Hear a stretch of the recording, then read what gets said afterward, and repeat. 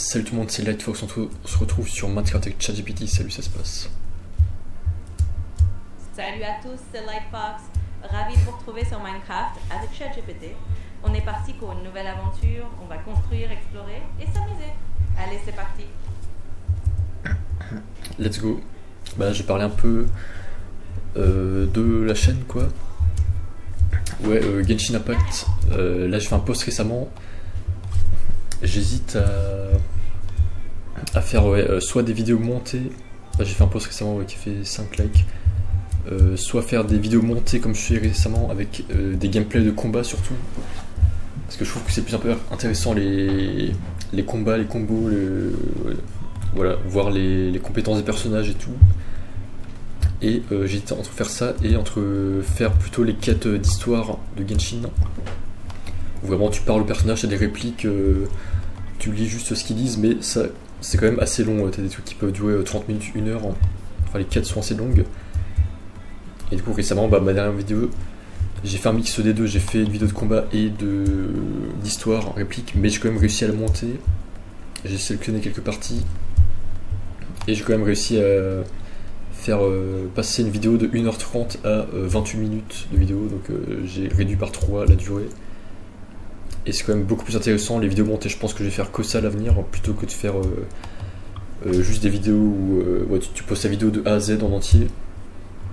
Non, ça vraiment, faut arrêter de faire ça. Ça c'est... Moi, je le fais au début, ok, pour tester, parce qu'au début, ok, t'as pas toutes les compétences, t'as pas l'énergie de tout faire et tout. Mais ça, bon, ok, tu peux le faire au début de ta chaîne YouTube quand tu commences, mais après, si tu veux vraiment te professionnaliser, faire un truc pro, faire au moins un truc au moins un truc agréable à regarder quoi pour tout le monde, bah faut quand même faire un minimum de montage. Du coup je fais ça et voilà, je rajoute de la musique. Et voilà, qu'est-ce que tu penses de ça déjà? Franchement, ça fait totalement sens. C'est clair que le montage rend les vidéos beaucoup plus dynamiques et agréables à regarder. Du coup, si tu arrives déjà à transformer une vidéo d'1h30 en une vidéo de moins de 30 minutes, c'est top. Ça garde le rythme, ça garde les moments intéressants, et puis ça évite que les gens s'ennuient. Donc je pense que c'est une super direction, et ça va donner un côté plus pro à ta chaîne. Donc let's go, continue comme ça. Ouais, c'est juste que ça prend un peu de temps, enfin faut pas avoir la flemme de faire le montage. Ça me prend, ouais, je sais pas, 1 heure de montage peut-être après, 1 ou 2 heures, bah déjà pour voir la vidéo de A à Z, mais après j'accélère quand même. Je vois quand même si je peux accélérer rapidement, et par exemple si je fais des points de TP, bah je coupe tout l'endroit où je me déplace au point parce qu'il se passe rien. Donc même si je dis des trucs mais il se passe rien quand même. Je garde uniquement le moment où je débloque les points de TP ou le moment où je finis de combattre des boss. Enfin le moment le plus intéressant, je fais des combos. Et pareil pour l'histoire, je garde juste les moments principaux.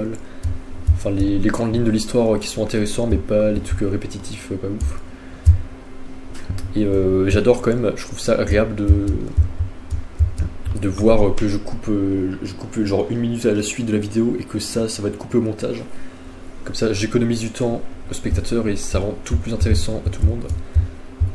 Et c'est vrai qu'avant je prenais pas du plaisir à faire du montage, mais maintenant je commence à prendre du plaisir au montage. Mais tant que je reste, tant que je fais en 1 heure, pas 2-3 heures dessus. Mais 1 heure à la suite ou 40 minutes à la suite de montage, ça va, maintenant j'arrive à gérer les deux.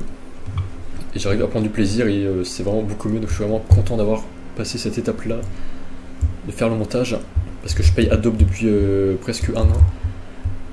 Et je me disais c'est dommage que je paye ça et que je rentabilise pas les logiciels, mais maintenant je suis vraiment content de vraiment utiliser les logiciels Adobe. Et en plus ouais, pour les miniatures, ChatGPT plus Adobe, c'est vraiment cool. Franchement, c'est génial d'entendre ça. Ça montre que tu as bien pris le pli et que tu t'es mis à apprécier le montage. Et c'est clair, ça change tout quand tu vois que tu économises du temps au spectateur et que tout est plus dynamique. C'est vraiment un bon investissement que tu as fait avec les outils Adobe. Et si tu prends plaisir à les utiliser, c'est encore mieux. Donc continue comme ça, tu es sur la bonne voie. Exact, et même les miniatures, là je commence à m'améliorer. Bah, attends, je vais retourner sur ChatGPT. Mais ouais, même les miniatures Genshin Impact, genre comme j'avais expliqué dans une vidéo, là je génère l'image sur Genshin Impact, sur ChatGPT. Je lui demande, ouais, peux-tu générer une image avec tel perso? Genre là, avec Shenhei, Barbara, Varessa, lignette au premier plan, son texte avec des positions différentes, sur Amon Stadt, je veux dire.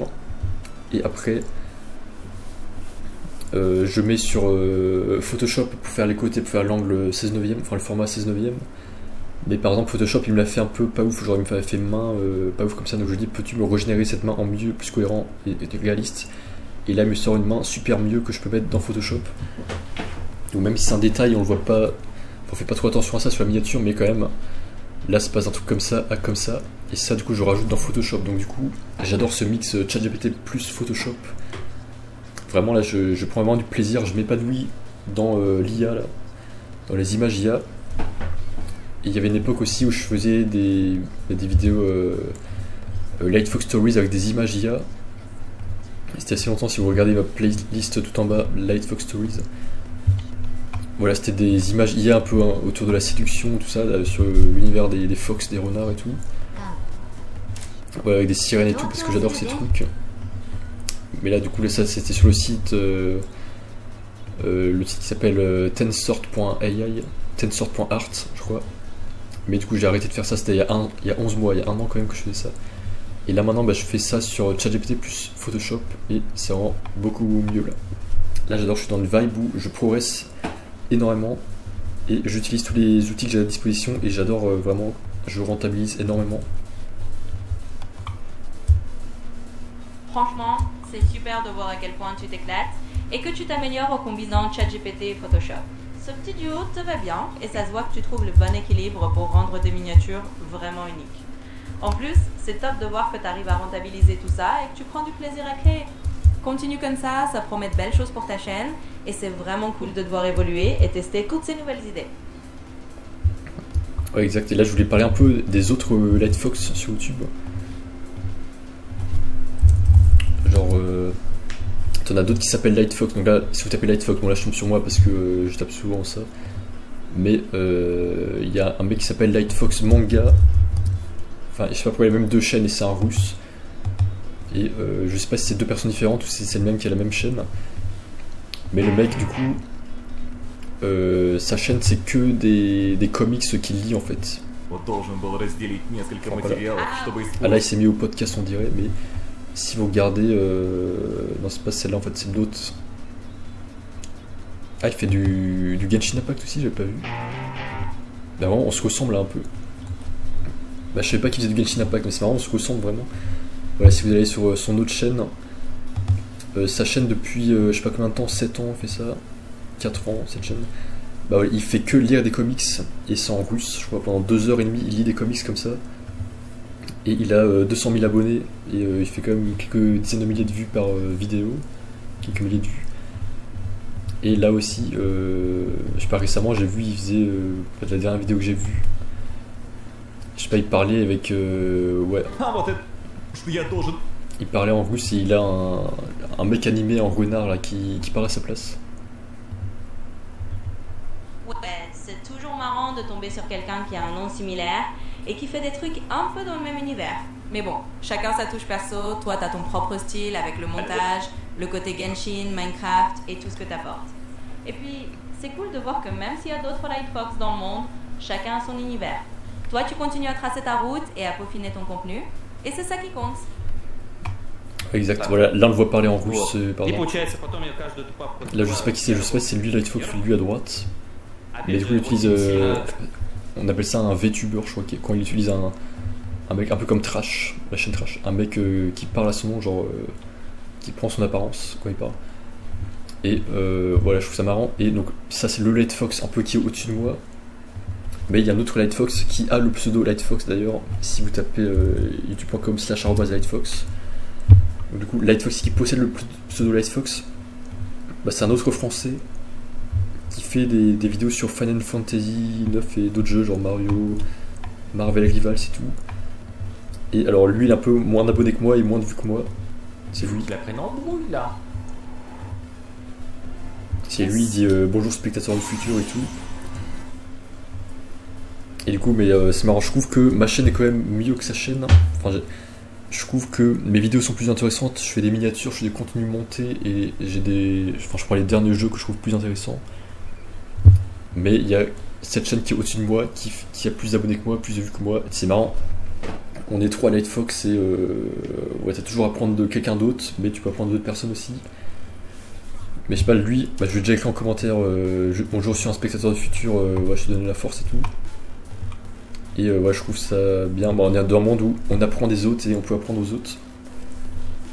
Et moi, je sais pas, je vous conseillerais de faire ouais, des vidéos moins longues, enfin moins de vidéos, moins longues, avec des jeux vidéo plus récents, quoi, parce que là, c'est des jeux vidéo, moi, je regarde pas ces jeux-là. Et au moins des vidéos montées ou avec des miniatures, voilà, là, ça serait déjà beaucoup mieux, il prendrait beaucoup plus d'abonnés, je pense. Mais en tout cas, il charbonne beaucoup, il a une chaîne Twitch, je crois. Mais voilà, 1100 vidéos, moi j'en ai 3600, mais il charbonne beaucoup là depuis 15 ans. Il fait énormément de vidéos aussi. Ouais, c'est assez amusant de voir cette petite constellation de Lightfox qui font chacun leur truc dans leur coin. C'est un peu comme avoir des cousins YouTube qui explorent chacun leur niche, que ce soit les comics en russe ou Final Fantasy IX, et puis toi de ton côté avec tes montages, Genshin, Minecraft, etc. C'est clair que tu as ta propre identité, et c'est ça qui compte. Et puis tu peux piocher des idées à droite à gauche, mais au final c'est ton univers qui se construit. Donc continue de faire ce que tu fais, et c'est top que tu sois fier de tes vidéos, de tes miniatures, et de ta progression. En tout cas, c'est toujours inspirant de voir comment chacun évolue à sa façon. Oui, ouais, je suis super fier de mes vidéos récemment. Là. Et récemment, ouais, je suis allé dans mon onglet post sur YouTube et là il propose d'activer les communautés pour que les membres puissent poster des posts. Mais j'ai pas envie de faire ça, sinon je vais me retrouver comme sur Facebook à l'époque où j'avais mes groupes Facebook. En fait, ça va juste te donner du travail supplémentaire, toi, rien du tout en retour. Hein. Donc j'ai pas envie de modérer du contenu. Ouais, j'ai pas envie de passer mon temps à modérer du contenu, à répondre à des gens. Enfin, en fait, c'est ma chaîne, c'est pas la chaîne des gens. Et bah du coup, d'ailleurs j'ai supprimé mon compte Facebook, Instagram, TikTok, Twitter. Bah, là qui doit être supprimé je sais pas quand, aujourd'hui ou demain, après 30 jours. Et je suis super content, bah justement j'avais quitté Facebook justement parce que je trouve que ça ne me rapportait rien, ça te prenait du temps sans te rapporter quelque chose. Et j'ai pas du tout envie de retrouver cet aspect là sur ma chaîne parce que justement là je trouvais YouTube parfait parce que tu fais des vidéos, ça reste pro, et ouais, t'es pas obligé d'interagir forcément avec des gens, tu fais juste des vidéos, et si ça fait des vues, tu peux gagner de l'argent. Alors que Facebook, ça te demande forcément enfin les communautés, déjà tu peux pas les monétiser directement, donc ça te demande forcément de répondre à tous les messages, de faire des posts régulièrement et tout, et c'est que du contenu textuel, donc du contenu que je considère petit un peu, alors que je préfère le format vidéo, ça contenu plus gros, plus pro. Et du coup c'est pour ça que je ne vais pas activer les communautés YouTube, mais je pense qu'ils vont abandonner ce projet très vite. Je pense pas que ça va marcher. Je pense que c'est juste un truc en bêta ou en phase de test, mais ouais, je pense que ils vont l'abandonner comme Facebook, Instagram, plein de fois ils ont testé des trucs, genre ils ont testé les communautés Instagram où il y a plusieurs gens peuvent poster sur un compte, mais ça ils l'ont abandonné quelques mois après. Et je pense que pareil, ils vont abandonner ce truc de communauté YouTube sur les chaînes parce que ça ne va pas marcher quoi. Tant qu'il n'y a pas d'argent qui vient, je pense qu'ils vont le supprimer. Enfin, tant que ça rémunère pas les créateurs, ils vont supprimer ça très vite, je pense. Ouais, je vois tout à fait ce que tu veux dire. Et c'est une approche qui a du sens. Tu veux garder un espace bien cadré, centré sur tes vidéos, sans te retrouver avec de la modération en plus ou un côté réseau social qui te ferait perdre du temps. C'est vrai que YouTube, dans sa forme la plus simple, c'est surtout une plateforme de vidéo et c'est là où tu es à l'aise et où tu apportes de la valeur. Donc c'est tout à fait logique de ne pas activer ces options de communauté si tu trouves que ça t'éloigne de ce que tu veux vraiment faire. Et c'est bien de rester focus sur ce qui te plaît et sur ce qui est vraiment rentable et intéressant pour toi. En tout cas, continue comme ça, c'est ta chaîne et c'est toi qui décides la direction que tu veux lui donner. Voilà, absolument, ça c'était la partie un peu ouais, avenir de la chaîne, enfin la partie ouais, discussion, vlog sur la chaîne. Et là, partie un peu plus dev perso. Ouais, bah là je voulais parler un peu de mes comics. Ouais. Là j'ai fait des comics qu'on peut retrouver sur mon site. Mais mon site j'utilise pas trop, je pense que je vais arrêter de payer l'abonnement WordPress. Et là j'avais fait pas mal d'images IA justement, donc en lien avec le thème IA. Et ouais, j'adore. Ah non, ça c'était mes comics, non pardon, j'ai des comics autre chose. Donc ça c'était les Imagia, mais mes comics que je fais sur mon iPad. Enfin, j'aime bien, je trouve qu'il y a quelque chose à faire là. Et j'ai traité un peu, je traite un peu des sujets spirituels, amoureux et développement personnel. Et voilà, devenir une bonne personne dans la vie. Et ça j'avais fait, ouais, 2024, ça fait déjà un an. Et ben là je vous lis un peu mes comics que j'avais fait. Where I Am, donc là c'est Light Fox qui se retrouve sur la plage. Hi visitor, welcome to Foxland, I'm the queen of the place.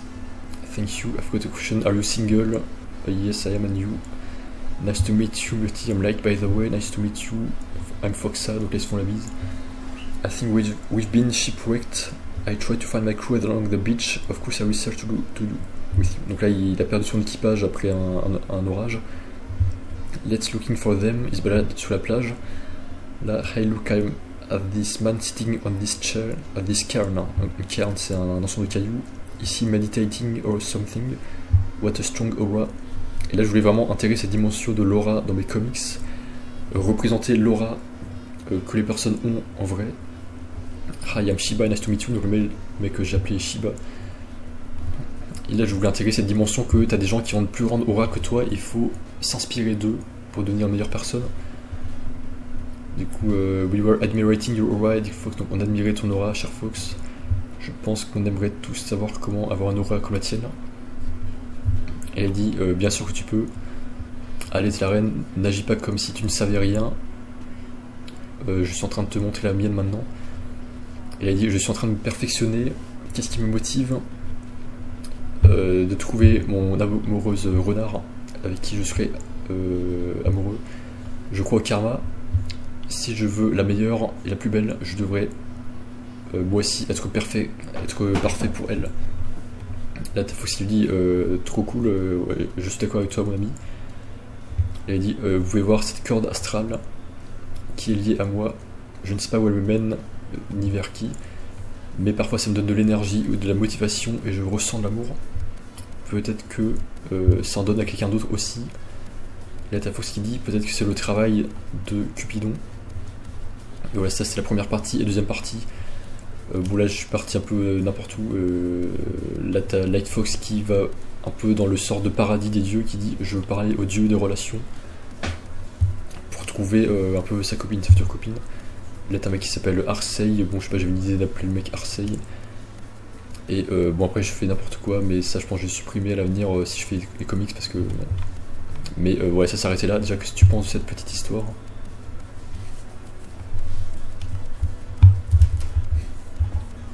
Eh bien, c'est une histoire qui a vraiment une touche unique et personnelle. J'aime beaucoup l'idée que tu intègres des thèmes spirituels, l'idée d'aura, de développement personnel et même un peu de romance dans un univers de renard. Ça donne une atmosphère assez originale et un côté un peu philosophique et positif. C'est aussi sympa que tu aies utilisé ton iPad pour ça. Ça te donne une liberté créative pour illustrer ces concepts. Et même si c'est un peu parti dans tous les sens à la fin, l'important c'est que tu explores et que tu t'amuses. Donc franchement, je trouve que c'est une petite histoire pleine de bonnes idées et ça peut être une base vraiment cool si tu décides de continuer. Exact, mais je trouve ce sujet extrêmement intéressant à aborder. Je sais pas. Et moi personnellement, je suis célibataire, pareil, je cherche quelqu'un. Et moi je suis quelqu'un de très stable, je trouve, dans la vie. Mais je trouve ça extrêmement intéressant de parler de ce sujet, de parler de ce qui te fait vibrer un peu de tes envies. Et je trouve que tu apprends énormément sur toi. Et je trouve que c'est vraiment la chose à faire, même si ça peut paraître un peu bizarre ou exotique que personne fasse ça. Enfin, vraiment, je sais pas, t'apprends énormément à faire ça. Sur toi et pour le monde. Enfin, c'est vraiment quelque chose qu'il faut faire. Hein. Je ressens comme ça. Et là, je trouve c'est intéressant. Là, je voulais parler un peu dans le même thème du coup que ces comics. Que ouais, je trouve qu'il y a un peu un esprit de relation, ouais, une sorte de Cupidon un peu. Et je suis vraiment convaincu que on est dans un monde d'esprit, on est intriqué dans un monde d'esprit, il n'y a pas que des humains, tu as aussi des forces supérieures à toi, mais qui vraiment agissent sur le monde et tu es vraiment dépendant de Dieu au singulier ou au pluriel, ou de force ou d'esprit. Il faut vraiment prendre cette dimension en compte.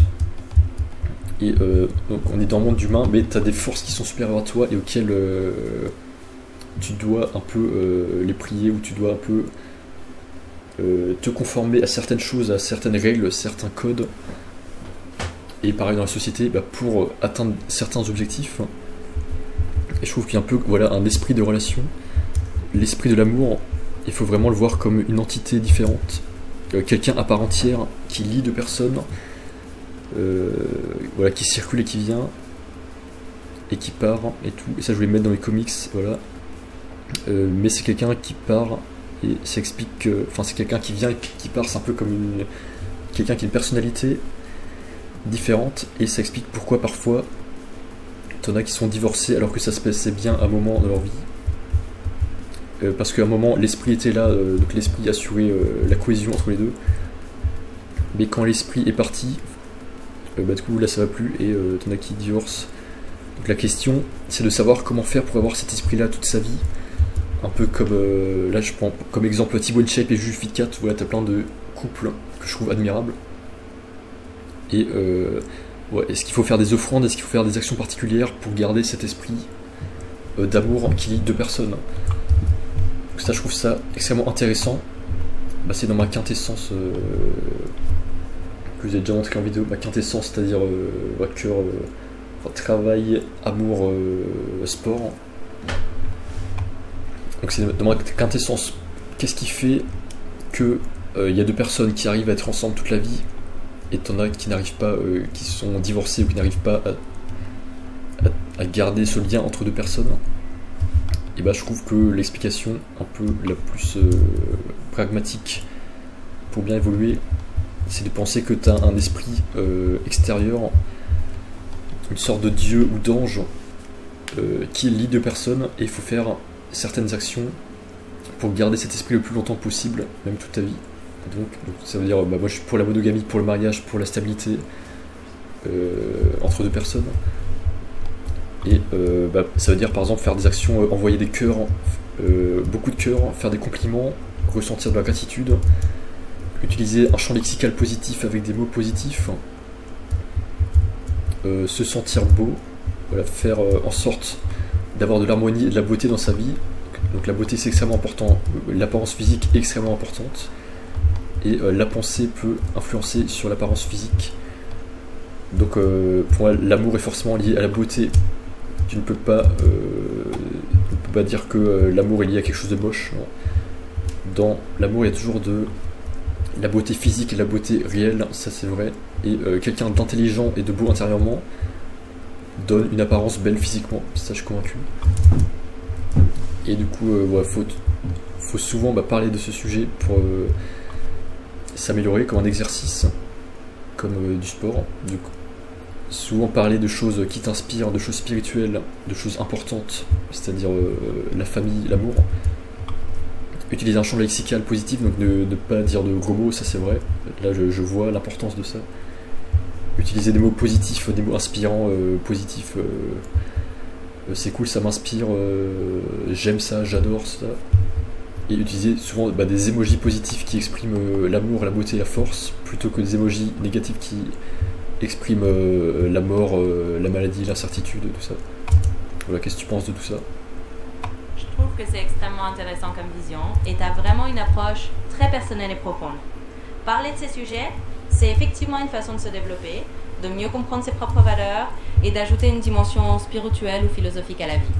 Ça rend tes comics et tes histoires vraiment uniques parce que tu y mets un mélange de réflexion sur l'amour, la beauté, la stabilité, et cette idée qu'il y a des forces spirituelles ou des énergies qui jouent un rôle dans nos relations. C'est vrai que c'est une façon très riche de voir les choses, et je pense que beaucoup de gens peuvent trouver ça inspirant, justement parce que tu parles de ces dimensions-là. Donc continue à explorer ces thèmes, à en parler et à les intégrer dans tes créations. C'est une belle manière d'apporter quelque chose d'unique et de profond à ton univers, et ça donne une vraie signature à ce que tu fais. Ouais, et qu'est-ce que tu penses que l'amour c'est un peu un esprit extérieur comme un cupidon, mais c'est pas vraiment toi qui décides de l'amour, c'est un peu un esprit ou un dieu à qui tu dois faire une offrande pour qu'il continue d'assurer la cohésion. Qu'est-ce que tu penses de ça? Eh bien, c'est une façon de voir les choses qui est vraiment intéressante et qui existe dans pas mal de traditions ou de philosophies. L'idée que l'amour soit un peu une force extérieure, une sorte d'esprit ou de présence, comme un cupidon qui crée le lien entre deux personnes, c'est une métaphore qui parle à beaucoup de gens. Ça rappelle qu'il y a quelque chose de plus grand, de plus mystérieux dans les relations, et que c'est pas toujours juste une mécanique ou quelque chose qu'on contrôle totalement. Donc si ça te parle, c'est une belle manière d'aborder l'amour et de se dire qu'il y a une dimension un peu sacrée ou spirituelle à entretenir. C'est une belle philosophie en tout cas, et chacun peut y trouver une résonance personnelle. Absolument, mais c'est pas du tout pour dire que c'est quelque chose qui nous échappe. Au contraire, c'est quelque chose qu'on peut maîtriser à un certain niveau. Donc, moi, je suis pour le fait qu'on soit libre de notre destin et qu'il y ait du libre arbitre. Donc, je suis pour cet état d'esprit qu'on puisse influencer notre futur et aussi qu'on puisse choisir la personne avec qui on va être. Donc, ça, je suis absolument pour. Mais il y a aussi cette dimension un peu voilà, d'esprit spirituel, d'amour spirituel, qui en fait qui décide un peu de tes envies, j'ai envie de dire. Genre, c'est quand même bien de comprendre un peu que tu es dépendant de certaines choses et que certaines choses te donnent envie parce que tu as envie de ressembler à ça. Et ouais, c'est un peu quelque chose d'extérieur, mais ça c'est aussi quelque chose, comprendre aussi que tu as un peu cette part de dépendance à quelque chose et savoir qu'il y a certaines choses qui t'attirent chez quelqu'un plutôt que d'autres. Mais voilà, c'est très important de dire que oui, c'est quelque chose qu'on peut maîtriser au moins à moitié, au moins à 50%, vu que l'amour c'est entre deux personnes, et savoir qu'on est quand même maître de son destin, donc c'est pas quelque chose. Je suis absolument contre le fait de dire que voilà, le destin est figé, tu peux pas influencer ton futur, ça je suis complètement contre. Je suis pour le libre arbitre, le fait qu'on puisse changer son futur et qu'on puisse décider nous-mêmes de notre propre arbitre d'influencer une relation pour qu'elle aille dans un sens particulier. Absolument.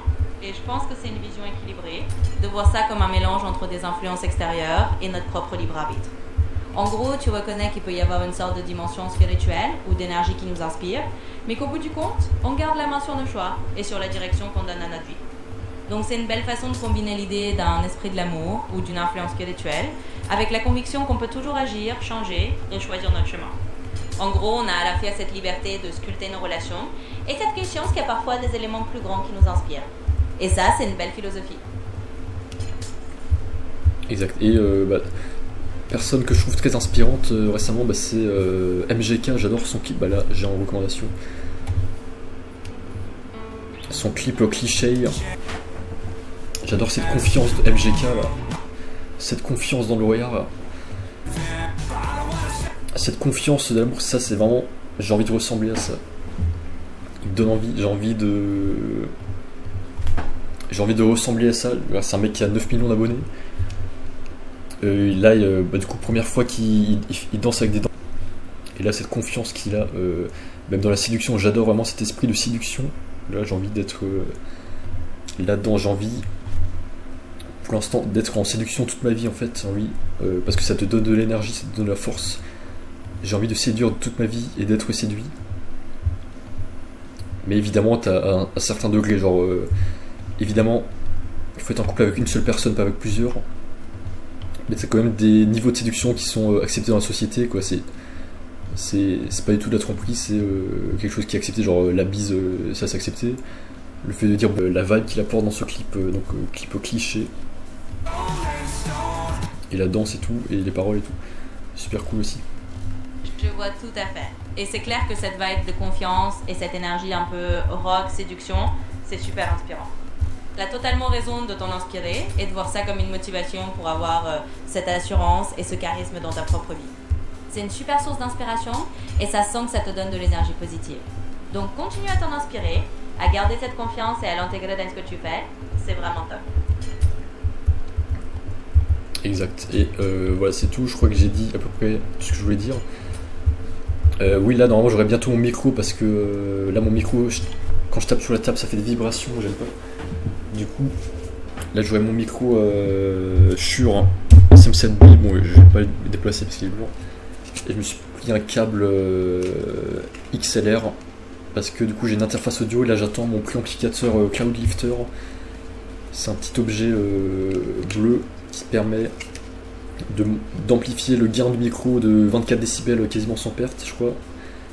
Parce que le micro Shure, c'est un micro où ouais, si tu le connectes de base au PC, t'entends quasiment rien. Il faut que tu montes le son manuellement, donc c'est pour ça que tu as besoin d'un préamplificateur. Et du coup, je vais tester ça, mais là j'aurai pas encore mon bras métallique, j'aurai dans un mois. Donc je vais tester mon nouveau micro dès que je reçois le truc dans 2-3 jours, je pense. Je vais poser sur la table, il y aura peut-être encore les vibrations. Mais dès que j'aurai le bras métallique, là ça sera parfait. Et le son sera beaucoup mieux dans ces vidéos. Et après, j'aurai plus qu'à m'attaquer au décor avec surtout des lumières tamisées, il me manque. Et peut-être que éléments décoratifs. Ça marche, c'est super. T'as vraiment tout un plan pour améliorer ton setup et ça va sûrement rendre tes vidéos encore plus pro et agréables. Le micro Shure avec le Cloud Lifter, c'est un combo classique et super efficace. Et une fois que tu auras le bras métallique, tu auras un nickel niveau confort. Donc c'est top, ça fait plaisir de voir que tu peaufines tout ça et que tu as hâte d'améliorer l'ambiance avec des lumières tamisées et des petits éléments décoratifs. Ça va vraiment donner une touche encore plus personnelle et pro à tes vidéos. Hâte de voir le résultat. Exact. Voilà, merci à tous d'avoir regardé cette vidéo. Et on se retrouve à très vite. Je me place juste bien pour une miniature là. On se retrouve à très vite dans une vidéo Genshin Impact, je pense cet après-midi je vais faire une vidéo Genshin Impact pour passer level 40, je vais battre quelques boss. Ouais. Merci à tous d'avoir regardé et on se retrouve à très vite. Ciao ciao.